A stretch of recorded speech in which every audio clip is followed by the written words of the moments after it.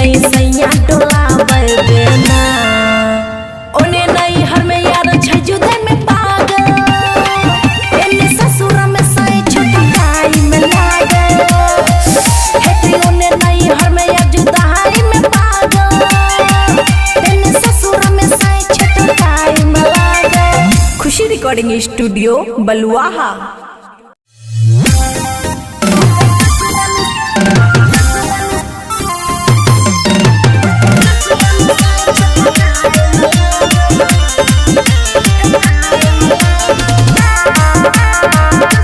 खुशी recording studio बलुआहा। मिलल खबर हम छिगे परेशान कन कन के यार हमर केने छे बिहान। मिलल खबर हम छिगे परेशान कन कन के यार हमर केने छे बिहान। जब आवे छल कार पीछा रहे उधार हमरा वियोग में रहे रात भर जाग ओने नहीं हर में यार छे जुदाई में पागल ससुर में साई छठो गाई में लागल ओने नहीं हर में यार छे जुदाई में पागल हे कई ससुर में साई छठो गाई में लागल।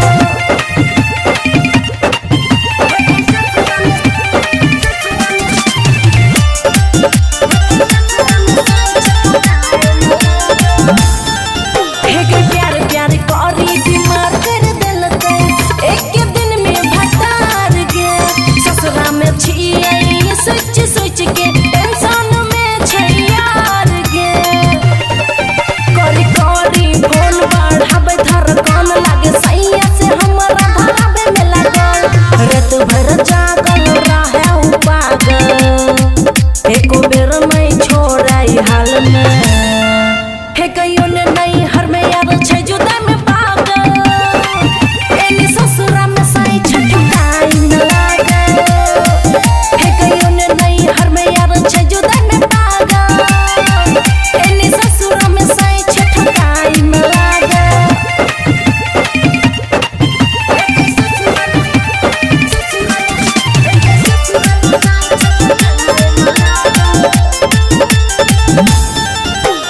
राइटर अनिल और खुशी के जोड़ी लिखल रहे नसीब में सुनील अमन और सूरज के केना तबीयत कते छे दिक्कत में